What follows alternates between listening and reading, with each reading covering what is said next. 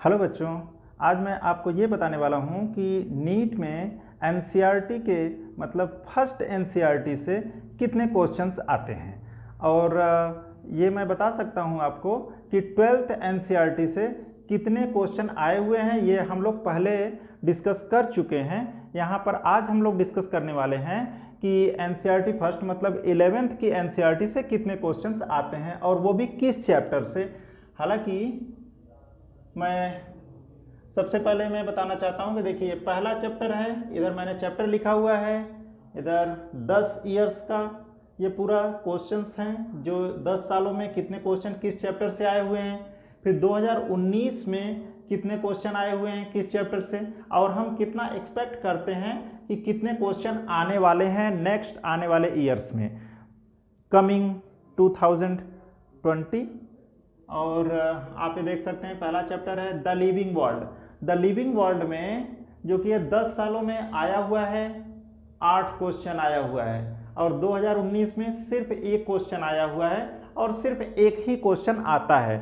और फिर देखिए बायोलॉजिकल क्लासिफिकेशन, बायोलॉजिकल क्लासिफिकेशन में आया हुआ है 51 क्वेश्चन 10 सालों में, और 2019 में 2 क्वेश्चन, एक्सपेक्ट करते हैं 4 से 8 क्वेश्चन, सिर्फ 4 से 8 क्वेश्चन। आप देखिए यहाँ पे बायोलॉजिकल क्लासिफिकेशन का क्या है कि सिर्फ 2 क्वेश्चन आया हुआ है। अब ये कैसे कैसे क्वेश्चन आते हैं, अगर ये बायोलॉजिकल क्लासिफिकेशन ये पूरे प्लांट्स, पूरे एनिमल्स या बैक्टीरिया सबके क्लासिफिकेशन से रिलेटेड है, अगर ये देखिए यहाँ पर अगर एनिमल किंगडम या फिर प्लांट किंगडम इन सब को इंक्लूड करके क्वेश्चन बनाते हैं, मतलब कॉन्सेप्चुअल क्वेश्चन बनाते हैं, जो कि हमने बताया था कि 35 से लेकर के 50 तक, 35 से लेकर के 50 क्वेश्चन कॉन्सेप्चुअल टाइप के क्वेश्चंस होते हैं जो 2 चैप्टर या 3 चैप्टर को जोड़ के बनाया जाता है।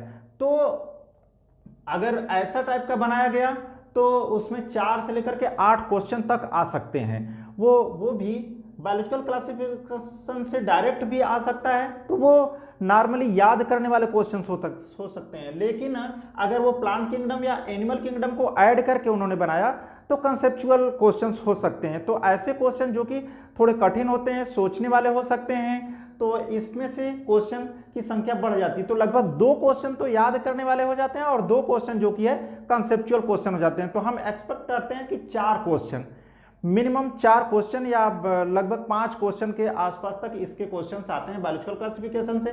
फिर प्लांट किंगडम में सिर्फ याद करने वाले क्वेश्चन होते हैं, एक आध क्वेश्चन जो कि है हो सकते हैं कंसेप्चुअल, नहीं तो सिर्फ याद करने वाले क्वेश्चंस होते हैं। अब ये देखिए इसमें भी 4 से 5 क्वेश्चंस हैं, तो ज्यादातर 3 क्वेश्चन आप मान सकते हैं याद करने वाले क्वेश्चन, एक क्वेश्चन कंसेप्चुअल हो सकता है। एनिमल किंगडम में ज्यादातर याद करने वाले क्वेश्चन है, इसमें कंसेप्चुअल क्वेश्चन नहीं, उसके क्लासिफिकेशन से अलग अलग टाइप के बहुत सारे क्लासिफिकेशन है इसमें, तो उससे अगर कंसेप्चुअल थोड़ा क्वेश्चन बनाते हैं तो वहां पर जो कि है दिक्कतें हो सकती हैं। वो आपको समझना पड़ेगा कि कैसे कैसे इसका क्लासिफिकेशन है, किस बेसिस पर है। तो इन चीजों को हम लोग जब जब चैप्टर में पहुंचेंगे तो उन सारी चीजों को डिस्कस करेंगे और पढ़ते हुए बढ़ेंगे।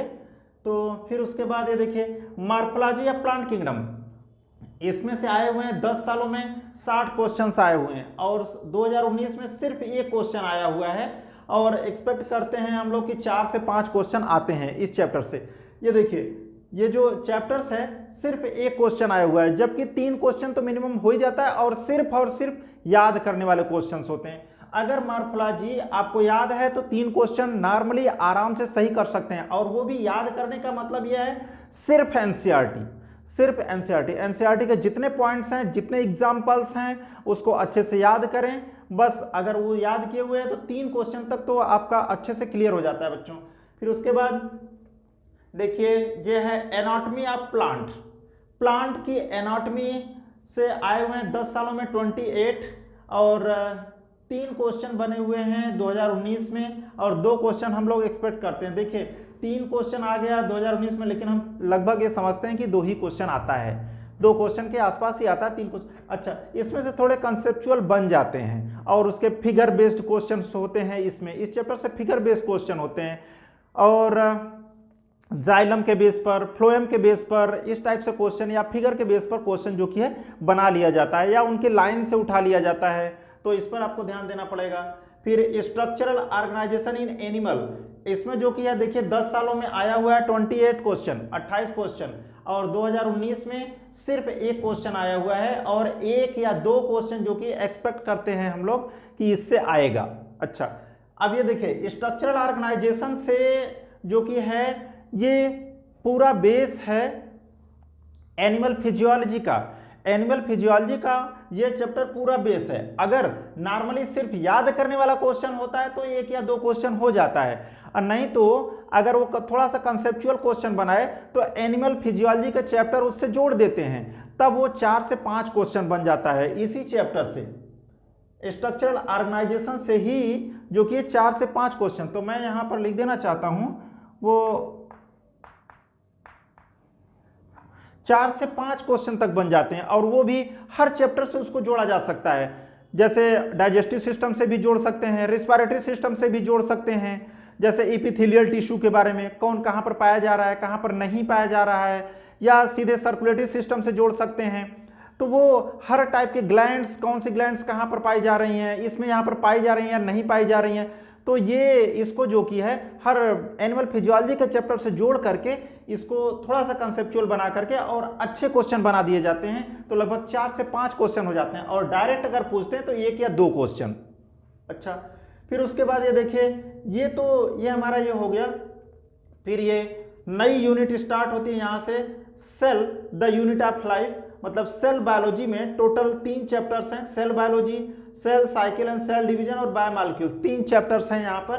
तो cell the unit of life 62 questions आए हुए हैं देखिए, जो कि है 10 सालों में, और सिर्फ 4 क्वेश्चन हो गए 2019 में। ये सिर्फ सब याद करने वाले क्वेश्चंस होते हैं। अगर आपको एनसीईआरटी के हर एक पॉइंट, हर एक शब्द याद हैं तो आप यहाँ से ये 4 क्वेश्चन सही कर सकते हैं। देखिए अब 2019 में 4 क्वेश्चन यहाँ से आ गया था, और फिर उसके बाद 5 से 6 क्वेश्चन हम लोग एक्सपेक्ट करते हैं, और 2 क्वेश्चन आपका देखिए cell cycle and cell division में है, 25 क्वेश्चन आया हुआ है, और 2 क्वेश्चन जो कि 2019 में आया हुआ है, 10 सालों में सिर्फ 25 क्वेश्चन, और इससे क्वेश्चन बहुत अच्छे क्वेश्चन बनते हैं, कंसेप्चुअल क्वेश्चन। और अगर इसको हम अच्छे से चैप्टर को नहीं पढ़ते हैं, नहीं क्लियर करते हैं, जैसे मियोसिस के बारे में, माइटोसिस के बारे में, क्रॉसिंग ओवर के बारे में, कियास्मेटा के बारे में, और अगर हम बात करें तो इन सब को अच्छे से अगर हम नहीं क्लियर किए हैं तो इस पर क्वेश्चन गलत हो जाते हैं। किस फेज में, जैसे S phase, G1, S, G2 और M फेज, या फिर डीएनए का डुप्लीकेशन कब होता है, कैसे होता है, इन सब सारी चीजों को हर फेज में अच्छे से क्लियर होना चाहिए, तभी जाकर के ये 2 क्वेश्चन सही हो पाते हैं। क्योंकि ये जो कि क्वेश्चन डायरेक्ट लाइन से बहुत कम ही होता है, थोड़ा सा कंसेप्चुअल क्वेश्चन हो जाता है। तो फिर उसके बाद आता है 10वें नंबर पर है आपका बायोमॉलिक्यूल्स। बायोमॉलिक्यूल्स से भी 2 क्वेश्चंस होते हैं, लेकिन अगर हम इस चैप्टर को देखते हैं बेटा तो ये ऐसा हो जाता है कि ये कभी प्लांट्स के टॉपिक से, कभी एनिमल के टॉपिक से भी जोड़ दिया जाता है। तो अब जब प्लांट या एनिमल के टॉपिक से अगर जोड़ दिया जाता है तब इसमें जो कि क्वेश्चन की संख्या थोड़ी बढ़ जाती है। ज्यादातर जैसे मान लीजिए एंजाइम के क्वेश्चन हो गए, वो कैसे, उनके ग्राफ से क्वेश्चन बन जाता है कि वो कब एक्टिव होता है, कब इनएक्टिव होता है, इस टाइप से जो कि क्वेश्चन बन जाते हैं। तो आपको ये एनसीईआरटी के पॉइंट से होते हैं, ये आपको यहां पर अच्छे से ध्यान देना पड़ेगा। अच्छा, अब देखिए ट्रांसपोर्ट इन प्लांट, इसमें जो कि 13 क्वेश्चंस आए हुए हैं 10 सालों में, और 2019 में एक क्वेश्चन आया हुआ है, और सिर्फ एक क्वेश्चन जो कि है हम एक्सपेक्ट करते हैं कि जो कि है एक क्वेश्चन आ सकता है आपके नीट में इस चैप्टर से, बायोमॉलिक्यूल ट्रांसपोर्ट इन प्लांट से। मतलब इस चैप्टर में आपको ये अच्छे से क्लियर होना चाहिए कि प्लांट में ट्रांसपोर्ट कैसे होता है, जैसे मिनरल्स का ट्रांसपोर्ट, वाटर का या फूड का, इन सब का ट्रांसपोर्ट होता कैसे, और कहां पर किस प्रकार की सेल्स होती हैं जो इनको मतलब ले जाने में इनकी मदद करती हैं, ट्रांसपोर्ट करती हैं। तो ये आपको अच्छे से क्लियर होना चाहिए, तभी हम ये क्वेश्चन सही कर पाते हैं।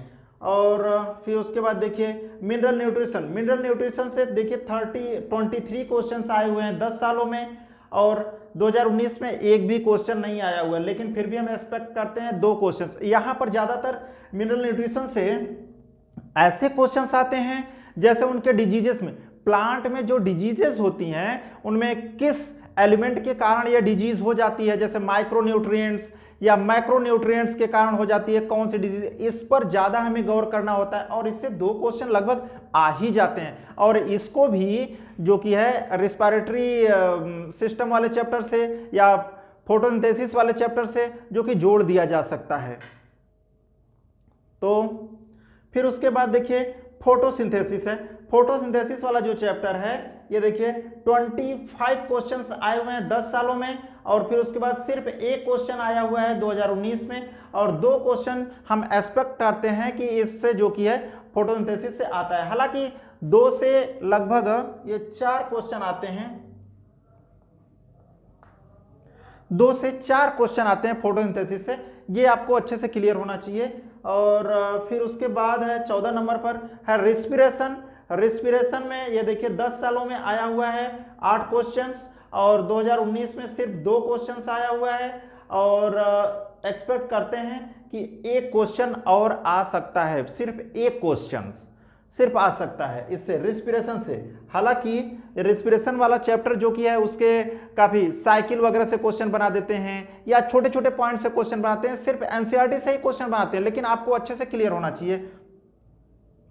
तो 1 से 3 क्वेश्चन तक यहां से आ सकता है आपको।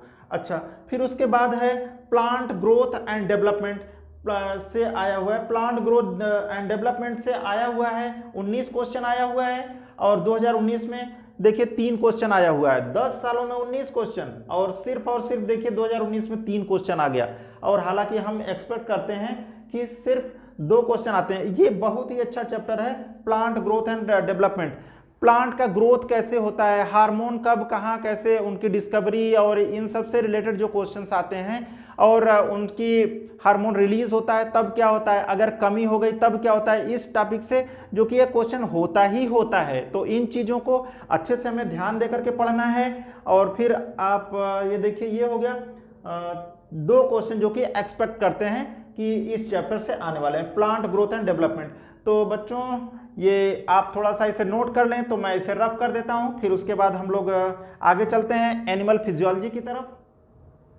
हाँ बच्चों, तो देखिए ये एनिमल फिजियोलॉजी के चैप्टर हैं। पहला चैप्टर है digestion and absorption, digestive system वाला चैप्टर्स है, जिसमें देखिए 10 सालों में 18 क्वेश्चंस आए हुए हैं, और 2019 में सिर्फ 2 क्वेश्चन आया हुआ है, और एक्सपेक्ट करते हैं 2 क्वेश्चन की। अच्छा, ऐसा होता था कि पहले क्या होता था, जैसे 10 साल पहले की अगर हम बात करते हैं, तो पहले जो क्वेश्चंस आते थे वो पूरे एनिमल फिजियोलॉजी के 1-2 चैप्टर से ही ज़्यादातर मतलब आ जाते थे। जैसे मान लीजिए न्यूरल कंट्रोल एंड कोऑर्डिनेशन और केमिकल कोऑर्डिनेशन एंड इंटीग्रेशन, इन 2 चैप्टरों से या फिर स्क्रीटरी सिस्टम से, मतलब पूरे एनिमल फिजियोलॉजी से क्वेश्चन डिस्ट्रीब्यूट नहीं थे, वो सिर्फ 1 या 2 चैप्टर से या 3 चैप्टर से सारे के सारे क्वेश्चन उठा लिए जाते थे, और बाकी चैप्टर्स जो कि है उनको छोड़ दिया जाता था। लेकिन अब जो कि है क्या है, लगभग हर चैप्टर से क्वेश्चन डिस्ट्रीब्यूट कर दिए गए हैं, और लगभग उतने ही क्वेश्चन उसी के पास आते हैं, आसपास होते हैं। तो फिर हमें हर चैप्टर को अच्छे से पढ़ना होगा। देखिए अब इससे सिर्फ देखिए 2 क्वेश्चन एक्सपेक्ट करते हैं, और ये ज्यादातर ये कहां से होता है, एक तो उसके फिजियोलॉजी से होती है, एक होती है एलिमेंट्री कैनाल से। फिजियोलॉजी से मतलब डाइजेस्टिव सिस्टम की फिजियोलॉजी से होती है कि मतलब किसका डाइजेशन कैसे होता है, जैसे ग्लूकोज का डाइजेशन हो गया, या फिर अगर हम कहें सेलुलोज के लिए, इन सब के लिए होता है नहीं होता है, या फिर ड्रग्स की बात करेंगे कि ये कहाँ होता है, इंटेस्टाइन में होता है या स्टमक में होता है, इंटेस्टाइन के किस पार्ट में होता है, तो इन सब से बात करते हैं वो। तो ये क्वेश्चन यहाँ से हो जाता है इस प्रकार से, वो कहाँ जाकर के मतलब डिवाइड होता है, या इस प्रकार से। फिर उसके बाद ये देखिए अगला चैप्टर है breathing and exchange of gases. ये जो कि रिस्पिरेटरी सिस्टम वाला जो चैप्टर है, 10 सालों में देखिए 22 क्वेश्चन आया हुआ है, और 2019 में सिर्फ 1 क्वेश्चन आया हुआ है। इससे एक्सपेक्ट करते हैं 1 या 2 क्वेश्चन। एक क्वेश्चन यहाँ से फिक्स रहता है, जैसे मान लीजिए टाइडल वॉल्यूम के बारे में पूछ लेंगे या लंग कैपेसिटी के बारे में पूछें। एक क्वेश्चन तो यहाँ से फिक्स होता है, ज़्यादातर तो वो पूरा का पूरा दे देते हैं और वो ऑप्शनल बना देते हैं, मैचिंग बना देते हैं। इस टाइप के क्वेश्चन जो कि है यहाँ से दे देते हैं। एक तो क्वेश्चन यहाँ से देते हैं और एक तो सेंटर पूछ लेते हैं, किसका सेंटर कहाँ है, रेस्पिरेटरी सेंटर कहाँ है। अब वो देखिए उसको जो कि उससे इस वाले चैप्टर से भी जोड़ देते हैं, न्यूरल कंट्रोल एंड कोऑर्डिनेशन, इस वाले चैप्टर से जोड़ देते हैं। थोड़ा सा बड़ा क्वेश्चन बन जाता है, देखने में बड़ा लगता है, लेकिन उसका अगर हम अच्छे से पढ़े हुए हैं, थोड़ा सा याद किए हुए हैं कि इसका कंट्रोल ये करता है, इसका कंट्रोल ये करता है, किसका कंट्रोल मेडुला करता है, किसका जो कि है मतलब जितने जितने भी कंट्रोल हैं सब कौन कौन करते हैं, तो इसी प्रकार से ये क्वेश्चन बनाते हैं। अच्छा, और फिर उसके बाद देखिए बॉडी फ्लूइड एंड सर्कुलेशन, इससे कितना क्वेश्चन आया हुआ है, 10 सालों में 25 क्वेश्चन, 2019 में सिर्फ 2 क्वेश्चन आया हुआ है और एक्सपेक्ट करते हैं 2 से 3 क्वेश्चन की, कि सिर्फ 2 से 3 क्वेश्चन ही आएंगे आपके आने वाले एग्जाम्स में।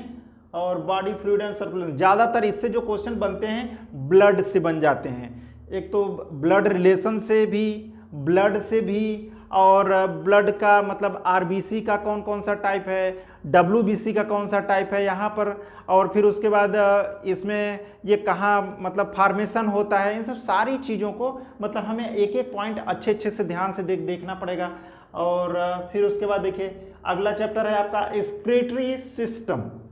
एक्सक्रीटरी सिस्टम से आया हुआ है 10 सालों में 26 क्वेश्चंस, और देखिए 2019 में सिर्फ है 3 क्वेश्चन।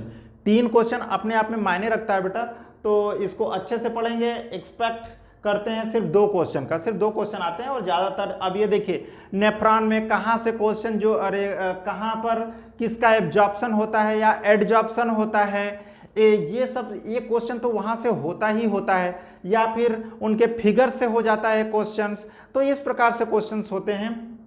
अच्छा, फिर अगला चैप्टर है लोकोमोशन एंड मूवमेंट, और ये देखिए 10 सालों में 17 क्वेश्चंस आए हुए हैं और 1 क्वेश्चंस आया हुआ है लोकोमोशन एंड मूवमेंट से, और 2 क्वेश्चन हालांकि एक्सपेक्ट करते हैं, ज़्यादातर डिजीज के कारण इससे क्वेश्चन बनते हैं, या कौन सी बोन कहाँ पर पाई जाती है, इससे रिलेटेड क्वेश्चंस होते हैं।